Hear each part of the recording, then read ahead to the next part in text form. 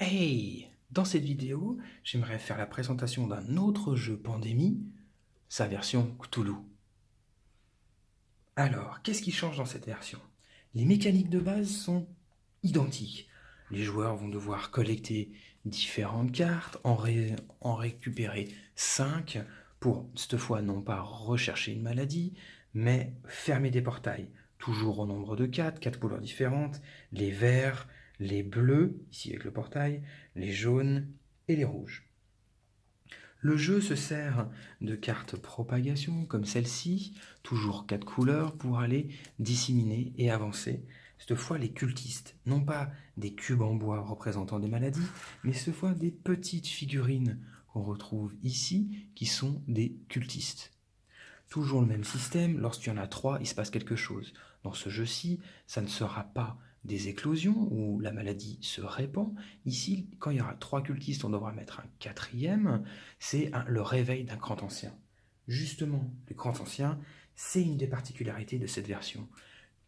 Les grands anciens sont représentés par ces cartes-là, en format tarot, j'adore le clin d'œil. Le grand Cthulhu, on le place à la fin. Si on doit le révéler, c'est une des façons de perdre. Les autres grands anciens, on les mélange, hop, et on va les mettre sur la piste, ici.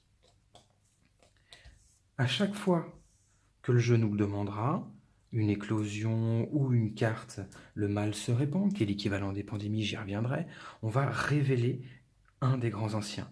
Chaque grand ancien aura un effet un petit peu particulier, qu'on retrouve ici, qui est valable pour l'ensemble de la partie et qui va modifier le cours de la partie. En dessous des grands anciens, on voit une piste avec des chiffres. 2, 3, et ça s'arrête à 3. Ça sera le nombre de cartes de développement des cultistes au fur et à mesure du jeu. Le fameux timer, comme les cartes épidémie. Autre particularité, nous avons des figurines, des shogots. Les shogots sont des figurines qui vont se déplacer sur le plateau et une fois arrivés sur les portails, vont invoquer un grand ancien. Les investigateurs, cette fois, pareil au même titre que les cubes en bois pour les maladies, là, nous avons directement des figurines.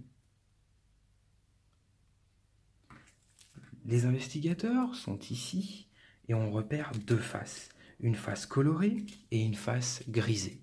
La face colorée, c'est la face saine du personnage. Là, nous avons le détective avec ses 4 points d'action et son pouvoir. Il aura en début de partie 4 jetons de folie. Une fois que les 4 jetons seront défaussés, utilisés, perdus, nous allons retourner sa carte. Le pouvoir sera différent et il n'aura plus que 3 points d'action. Le personnage sera dit fou. Une fois que tous les joueurs sont passés du côté fou, ils sont tous fous, c'est une façon de perdre. Toujours plusieurs façons de perdre dans l'épidémie et qu'une seule façon de gagner. Les différentes façons de perdre. Si la piste des grands anciens ici est toute révélée, on révèle le grand Cthulhu, la partie est terminée. Si nous ne pouvons plus poser physiquement de cultistes, nous avons perdu la partie. Si nous ne pouvons plus poser de shogot, nous avons la partie. Le jeu en propose 3. Également, les cartes indices proposées aux joueurs, les cartes joueurs pour les autres pandémies. Si nous ne pouvons plus piocher de cartes joueurs, la partie se termine. Tout pandémie a son timer. Ici, dans sa version Cthulhu, le timer, c'est le mal se répand. Nous avons 4 cartes. Nous ne pouvons pas augmenter le nombre de ces cartes-là pour varier la difficulté. La variation de difficulté se fait au niveau de ces cartes-là. On va diminuer le nombre de cartes pour limiter le choix des joueurs et augmenter la difficulté. 4 cartes mal se répand. Et l'équivalent des cartes événements dans cette version Cthulhu, ce sont les reliques. Les reliques sont utilisées sans point d'action. Quand on veut, durant le tour d'un de nos collègues ou nous, on peut utiliser la carte et faire son effet. Par contre, à chaque fois qu'on utilise une relique, on va devoir lancer le dé. Là, sur ce dé, il est un peu spécifique. Nous voyons différentes faces. La face où rien ne se passe, la face où on va perdre un point de clarté d'esprit, là 2 points de clarté d'esprit, et ici on va placer 2 cultistes sur le lieu auquel on se trouve. Au niveau de la mise en place, c'est un peu comme d'habitude, au niveau pandémie, sauf que c'est un petit peu moins violent. Nous n'allons pas tirer 9 cartes de mise en place, mais 6. On va mettre au hasard les grands anciens, Cthulhu à la fin.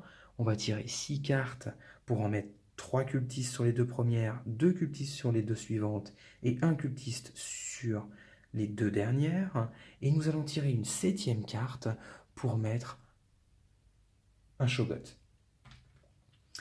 Le Shoggoth a une règle un petit peu spécifique. À chaque phase de propagation des joueurs, je répète, les phases de jeu pour les pandémies, c'est les joueurs effectuent leurs actions, on pioche 2 cartes joueurs, après on révèle les cartes d'invocation pour faire apparaître les cultistes. Sur ces cartes-là, elles ont toutes un nom ou une couleur. Hop, voilà l'exemple. Ici, nous avons un signe de Shoggoth. Sur ça, ça veut dire que l'on va déplacer l'ensemble des Shoggoths du plateau d'une case plus proche d'un des portails ouverts. Si le Shoggoth se trouve sur l'un des portails et qu'on tire encore une carte de déplacement, hop, il passe le portail, il réveille un grand ancien et on vérifie si on a perdu ou pas la partie. Ok, c'était un petit peu vite, mais bon, on a déjà vu les pandémies. On se revient tout de suite pour la mise en place et le début de la partie. Allez, à tout de suite.